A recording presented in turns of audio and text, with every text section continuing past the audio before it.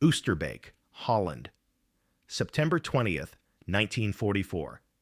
Major Robert Cain crouches behind a brick wall as the ground trembles. He peers around the corner and his stomach drops. A Tiger tank, 56 tons of German steel, rumbles down the narrow street toward his position. Behind it, two more Tigers. The turrets swivel, searching for targets. Cain's company holds this sector of the shrinking British perimeter at Arnhem. They've been surrounded for 3 days. No reinforcement, no resupply, no hope. The Tigers are coming to finish the job. Cain looks down at the weapon in his hands. The PIAT, Projector Infantry Anti-Tank. 32 pounds of spring-loaded steel that looks like something a child might build from plumbing pipes and bed springs. British soldiers have nicknames for it. The plumber's nightmare. The toy. That bloody thing. The American paratroopers have sleek bazookas that whoosh rockets downrange like something from Buck Rogers. The Germans have Panzerfausts, disposable tubes that any soldier can fire. But the British, they have the PIAT. You have to cock the bastard like a medieval crossbow, using your entire body weight against a spring strong enough to throw a man backward. Miss that first shot, and you might not get time to reload before the tank's machine gun cuts you in half. Effective range, 115 yards. The Tiger's 80mm gun, 2,000 yards. What Cain doesn't know, what nobody on the Western Front knows yet, is that he's carrying the most effective infantry anti-tank weapon of World War II. Analysis will later show that PIATs accounted for 7% of all German tank kills. 7%. From a weapon officers called primitive. From a device that training manuals warned was difficult to operate and unreliable. The Tiger's engine growls louder. Cain can see the commander's head in the cupola. He hefts the PIAT onto his shoulder. The weapon weighs as much as a bag of cement. His hands are shaking, not from fear, but from exhaustion. He hasn't slept in 72 hours. The Tiger is 60 yards away now. 50. 40. Cain aims at the junction between turret and hull. He squeezes the trigger. The PIAT's massive spring releases with a metallic thunk. The 2.5-pound bomb arcs through the air in what seems like slow motion. The shaped charge detonates against the Tiger's armor. What happens next will change infantry anti-tank doctrine forever. June 1940. France collapses. British forces scramble back across the English Channel, abandoning most of their equipment at Dunkirk. Among the losses, nearly all their anti-tank guns. The War Office faces a terrifying question. How do you stop German panzers when you have nothing left to stop them with? The answer Britain starts with is pathetic. The Boys anti-tank rifle, a 36-pound bolt-action rifle firing a massive 55-inch round. It could penetrate 25 millimeters of armor at 500 yards when it was designed in 1937. But in 1940, new German tanks have 50 millimeters, 80 mm, even 100 millimeters of frontal armor. Lance Corporal James Burton of the Royal West Kents describes firing the Boys at a Panzer IV during the fall of France. I hit it square in the front. The round bounced off and ricocheted over our heads. The tank didn't even slow down. It just kept coming. That's when we knew we were in trouble. The Boys' rifle becomes a cruel joke. Soldiers call it the elephant gun because it has the kick of an elephant and is about as useful against tanks. One regiment dumps theirs in a river rather than carry the useless weight. Failed solutions multiply. Someone suggests magnetic mines called sticky bombs. Glass globes filled with nitroglycerin covered in sticky fabric.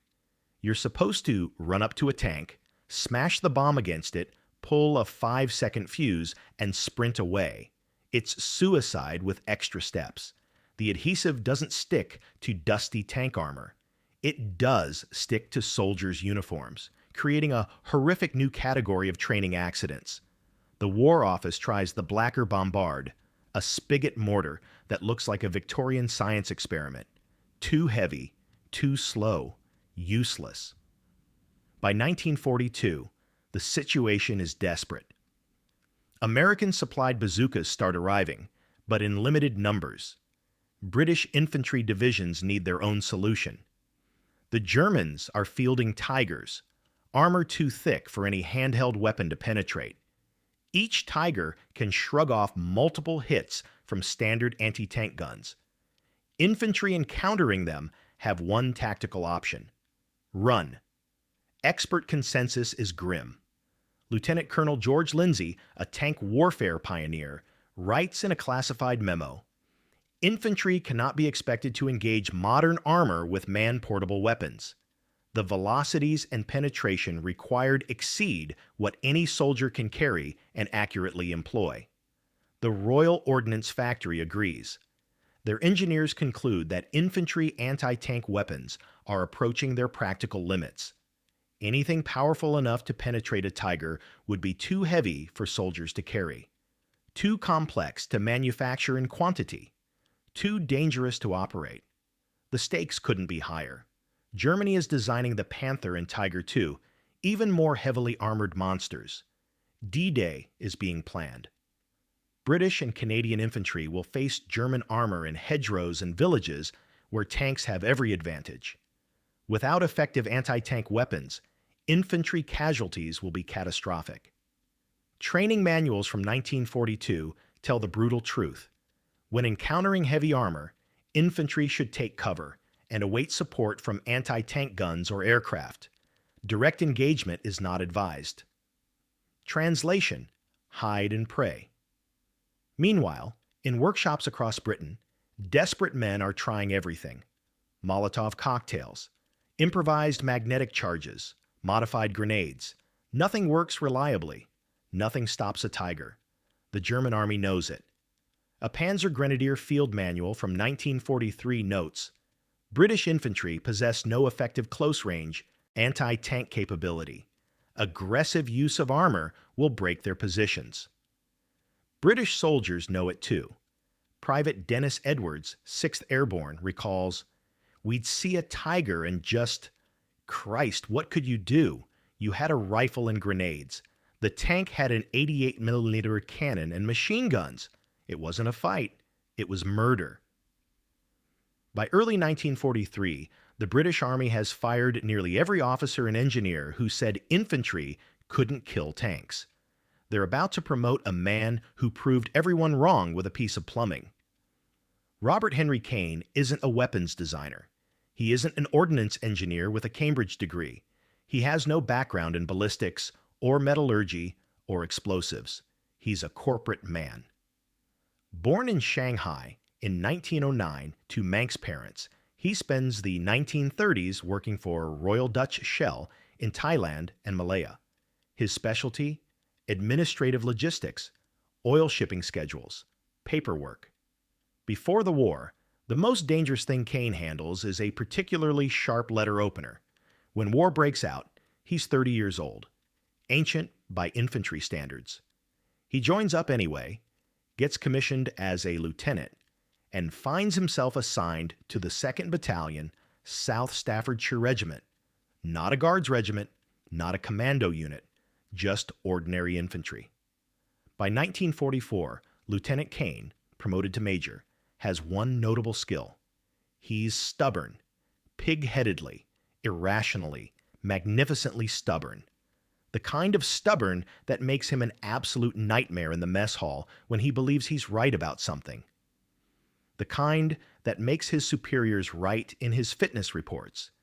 Difficult officer, argumentative, does not easily accept orders he considers unsound. It's exactly that stubbornness that saves his life at Arnhem. September 19th, 1944. Major Cain's glider force lands in England during the initial wave of Operation Market Garden. A lesser officer would accept this, remain with the reserve, file reports. But Cain is furious. His company is in Holland, surrounded, fighting for survival, and he's stuck in bloody England because of a mechanical failure? No. Cain bullies his way onto a resupply glider on the second day.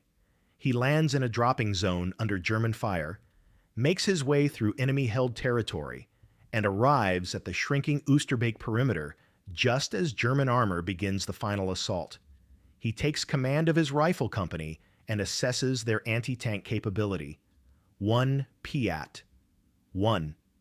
The PIAT instructor back in England had been honest about the weapon's limitations. "It's better than nothing," he'd said, "but not much better." Most officers view the PIAT with barely concealed contempt. It's crude, it's unwieldy, it's got a massive recoil that can crack your collarbone if you hold it wrong. And the spring mechanism, you have to lie on your back, prop the weapon vertically, step on the prongs, and pull the entire assembly backward with both hands using your full body weight. Miss the locking catch, and the spring can launch the weapon into your face. But Cain has a thought. It's not sophisticated, it's not even original. But it's the kind of brutally practical idea that occurs to men who've spent their careers making things work rather than theorizing about them. "If I can get close enough," he tells his sergeant, "this thing will go through anything." "How close, sir?" "Closer than they expect." His sergeant looks at the PIAT, then at Cain, then back at the PIAT. "That's insane, sir." Cain hoists the weapon onto his shoulder. Through the morning fog, he can hear German armor moving into position. Probably. Let's find out. September 19th, 20th, 1944. The Oosterbeek perimeter. Major Cain isn't working in a secret workshop. He's working in hell. The British 1st Airborne Division is surrounded. The bridge too far at Arnhem has failed. The relief column can't break through. 10,000 paratroopers are compressed into a pocket less than a mile across, taking fire from every direction. German SS Panzer divisions are grinding them into dust. But Cain sees something nobody else sees: an opportunity. The perimeter is small, dense, urban. Houses, walls, gardens, natural cover everywhere. German tanks have to navigate narrow streets. They're constrained, vulnerable. If a man is willing to get close enough, stupid enough to let 56 tons of armor roll within 60 yards, the PIAT becomes lethal. Cain begins experimenting. The PIAT's shaped charge works on a principle that seems like black magic. The explosion creates a jet of superheated metal traveling at 25,000 feet per second. It doesn't need velocity. It doesn't need to hit at high speed. It just needs to detonate against the target. The molten jet punches through armor like a cutting torch through butter. He tests firing positions: kneeling, too unstable; standing, too exposed; prone. That works. Brace the weapon against the ground. Absorb the recoil through your whole body. The PIAT kicks like a mule, but you can stay on target. He calculates angles. Tigers have thick frontal armor, 100 millimeter, almost impossible to penetrate. But the sides, 80 millimeter, the rear, 80 millimeter, and that junction between turret and hull, weaker. The shaped charge can get into the crew compartment. Cain starts hunting tanks. His first encounter is on September 19th. A self-propelled gun, not a Tiger, but armored. Cain positions himself in a bombed-out building, lets the vehicle roll past, and fires into the engine compartment from 30 yards. The bomb detonates. The vehicle coughs black smoke and grinds to a halt. The crew bails out. Cain grins. This might actually work, but his superiors are horrified. A battalion major doesn't hunt tanks personally. That's what anti-tank gun crews do. Cain is a company commander. He should be coordinating defense, managing men, staying at headquarters. "Sir, that behavior is reckless," his adjutant says. "You could be killed." "So could everyone else," Cain snaps. "But I'm the one with the PIAT. That weapon is meant for trained anti-tank teams." "Then where are they? Because I see tanks, and I see this." He hefts the PIAT. and I don't see anyone else volunteering. The adjutant tries one more time. Sir, what you're describing is technically impossible. The PIAT can't engage tigers effectively. The training manual specifically. Bugger the training manual, Cain says. The Germans haven't read it. On September 20th, the tigers arrive. 3 of them moving in column down the main street toward the British positions. Cain watches them come. His hands don't shake. He's past fear now. He's just angry.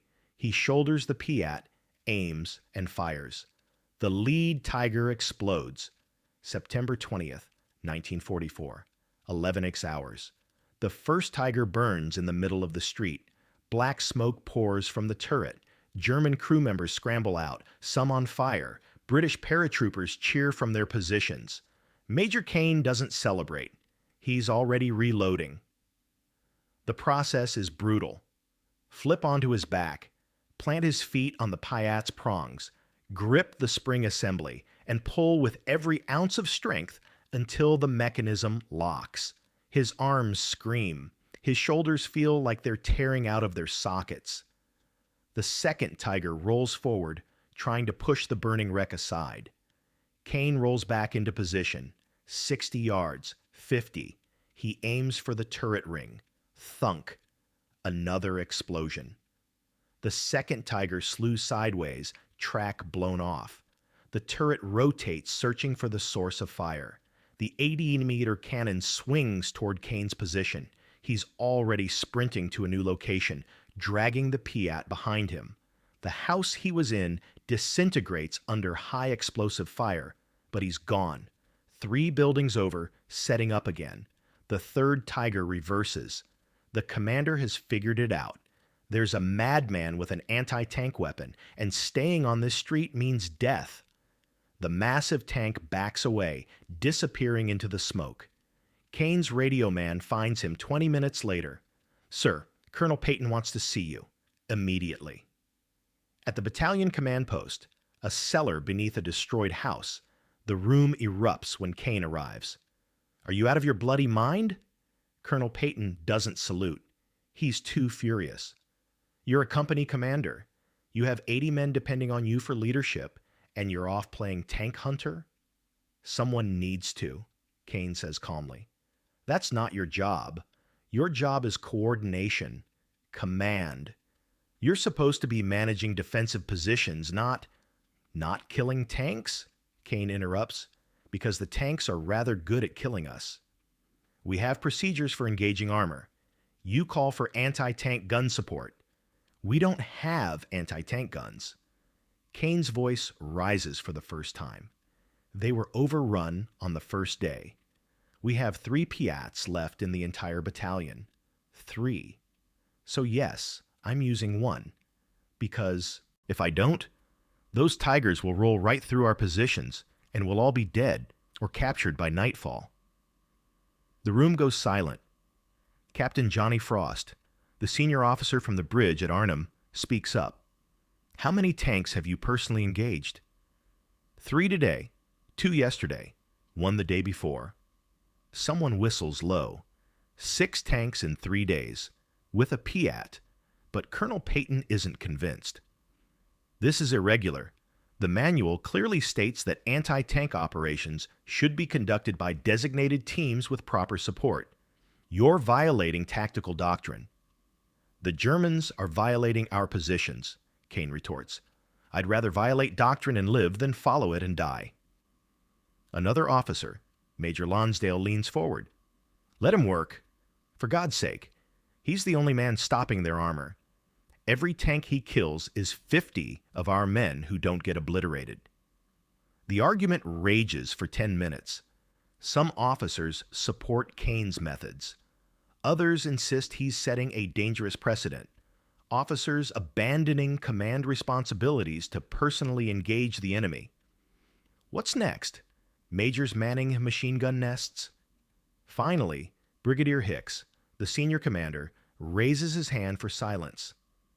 Major Cain, he says quietly, what you're doing is completely contrary to every principle of command structure. It's reckless. It's inappropriate for an officer of your rank. Cain stiffens, expecting to be relieved of command. It's also, Hicks continues, the only thing keeping Jerry's armor from overrunning the eastern sector. So here's what's going to happen. You will continue engaging enemy armor. You will take whatever men you need. You will take all available PIATs, and you will stop every tank you can. Peyton starts to object, but Hicks cuts him off. We're surrounded, gentlemen. We have no artillery support, no air support, no reinforcement. We have what we have, and what we have is Major Cain with a plumber's nightmare of a weapon who's apparently too stubborn to realize he can't kill tigers with it. Hicks turns to Cain. Carry on, and try not to get killed. Paperwork's a nightmare. Cain salutes. Yes, sir. As he leaves, he hears Peyton mutter, madness, absolute madness. Hicks replies, yes, thank God for it. Subscribe to Last Words for more incredible true stories of military heroism. Hit that notification bell so you never miss our next documentary. September 21st, 25th, 1944, the Oosterbeek perimeter. The data starts coming in, though nobody's formally collecting it. They're too busy staying alive. But war creates statistics whether anyone wants them or not. Tank after tank. Day after day. September 21st, Cain spots a Stug 3 assault gun probing the British defenses near the perimeter church. He's positioned himself in a destroyed greenhouse. Good sight lines, excellent cover. The Stug rolls to within 40 yards, completely unaware. Cain fires. The shaped charge penetrates the fighting compartment. The vehicle burns. Tank number 7. September 22nd, 2 Panther tanks attack in coordination, trying to break through to the landing zones. Cain and his PIAT team, he's now teaching others his methods, engage from multiple positions. They knock out 1 Panther from the side. The second retreats after taking a hit that disables its gun. Tanks number 8 and 9. The PIAT's effectiveness isn't just about penetration. It's about psychology. German tank commanders start hesitating. Streets that should be easy to advance through become death traps. The legendary German armor superiority means nothing when you can't see the bastard with the pipe bomb until it's too late. A British survey after the battle documents the PIAT's lethality, penetration capability, 100 mm of armor at standard range, effective engagement range, 60 thou 100 yards, officially 115 yards, but combat experience shows closer is deadlier. Reload time, 15-20 seconds for a trained operator, ammunition weight, 2.5 pounds per bomb. Casualties caused per hit, average 3 to 4 crew members per penetrating shot. But the most important statistic isn't being recorded by military analysts. It's being experienced by German tank crews. Oberscharführer Hans Kirchner, commander of a Tiger from SS Panzer Division Hohenstaufen, later describes the fighting at Oosterbeek. We expected the British airborne to break quickly. They had no heavy weapons. But those Schweinehunde had something. A close-range explosive. My tank was hit twice. Once from a house, once from a garden. We could not see them. We could not target them before they fired. My loader was killed by shrapnel. We withdrew. That last line is crucial. We withdrew. German Tigers don't withdraw from British paratroopers armed with rifles, but they withdraw from Major Cain. Another German report, captured after the war, describes British anti-tank operations at Arnhem. The enemy employs a crude but effective close assault weapon, spring-operated projector, cannot determine operator until after firing. Extreme danger in urban terrain. Recommend infantry armor coordination improved to locate and eliminate these weapons before tank commitment. That's German military efficiency admitting, we don't know how to stop this. The most dramatic engagement comes on September 23rd. 2 Tiger tanks advance down a street Cain's company is defending. It's a crucial position. Lose it, and the entire eastern perimeter collapses. Cain has positioned himself in a building foundation, essentially a hole in the ground with rubble piled around it. The first Tiger rolls past. Cain aims for the engine compartment, the hottest, most vulnerable area. The shaped charge goes through the rear armor like paper. The Tiger's engine explodes. The tank grinds to a halt, blocking the street.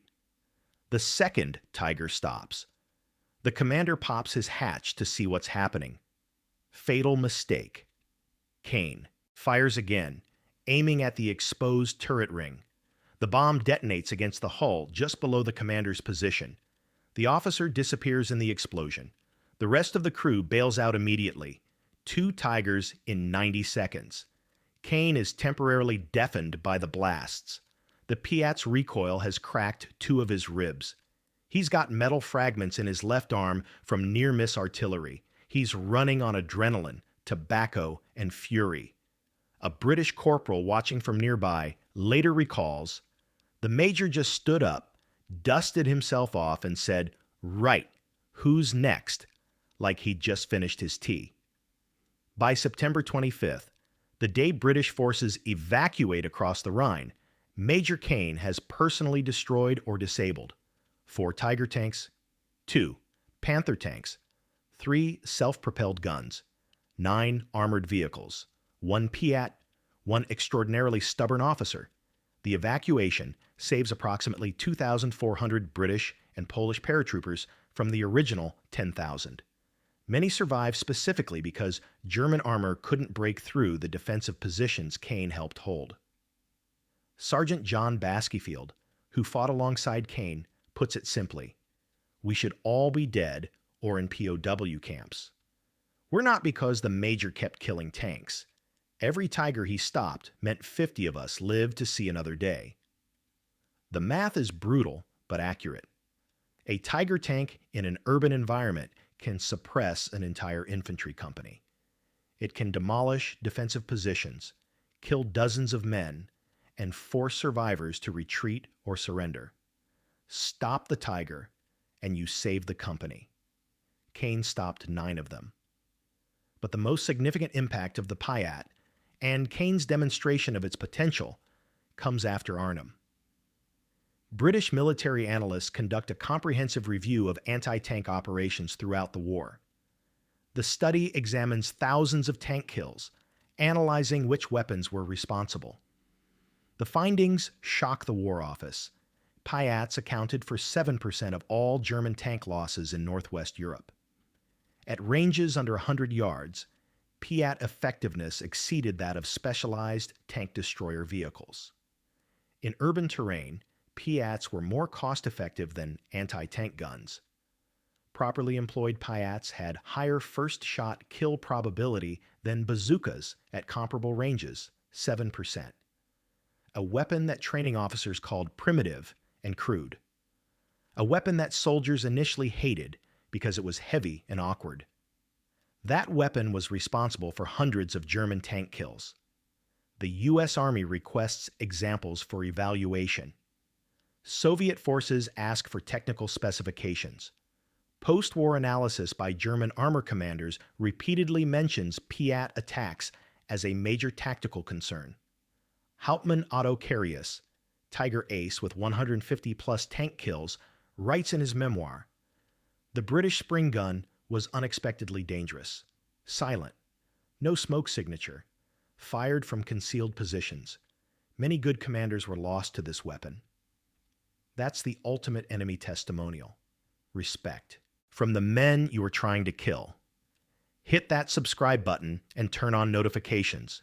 We're bringing you the untold stories of military history that changed warfare forever. December 1944. Buckingham Palace. Major Robert Henry Cain receives the Victoria Cross from King George VI. The citation reads, "Major Cain showed superb gallantry, repeatedly exposing himself to enemy fire, personally destroyed or disabled numerous enemy tanks, inspiring example to all ranks." The ceremony is brief. Cain is uncomfortable with the attention. When reporters ask for his thoughts, he gives them one sentence: "I did what needed doing. Others would have done the same." He refuses to elaborate, refuses interviews, refuses book deals. For the rest of his life, Cain treats his Victoria Cross like a mildly embarrassing family secret.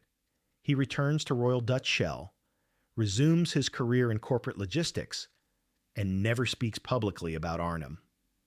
When his daughter Frances marries television presenter Jeremy Clarkson decades later, Clarkson has no idea his father-in-law is a Victoria Cross recipient. Cain never mentioned it. He dies in 1974, age 65. The Victoria Cross is found in a drawer with his cufflinks, but the PIAT's legacy extends far beyond one man's modesty. Total production: 115,000 PIATs manufactured between 1943 and 1945, combat service, used in Tunisia, Sicily, Italy, Normandy, Market Garden, and the Rhine crossing post-war employment. Remained in British and Commonwealth service until the early 1950s, seeing combat in Korea and Malaya tank kills. Estimated 1,400, 2,000 German armored vehicles destroyed or disabled, lives saved.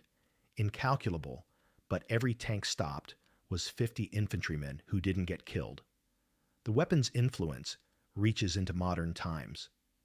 The PIAT's shaped charge warhead concept evolved into the RPG-7, the most widely produced anti-tank weapon in history. The Carl Gustav recoilless rifle uses similar principles.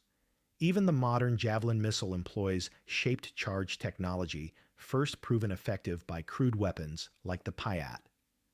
Today, infantry anti-tank doctrine traces directly back to lessons learned at Arnhem: close-range ambush tactics, multiple firing positions, engagement from concealment, all standard practice now, all revolutionary in 1944. The British Army Staff College studies Cain's actions as an example of aggressive junior leadership, not because he followed doctrine, but because he understood that doctrine serves survival, not the other way around. In Oosterbeek, there's a memorial at the church where Cain made his stand. Veterans gather there every September, fewer each year, but they remember. One veteran, now in his 90s, was asked what he remembers most about the battle. He thought for a long moment, then said, "The sound of the PIAT, that metallic thunk. You'd hear it and know some jerry tank was having a very bad day. And you'd know Major Cain was still alive, still fighting, still too stubborn to die. That sound meant we might make it after all." The moral lesson isn't about weapons. It's about the men who refuse to accept expert consensus that something can't be done. It's about corporate logistics officers who become tank killers because the alternative is watching their men die. It's about crude tools in determined hands defeating sophisticated technology. Sometimes the greatest innovations come from the men who never read the manual that said it was impossible. Sometimes a toy becomes a legend. Sometimes one stubborn bastard with a piece of plumbing saves 1,000 lives.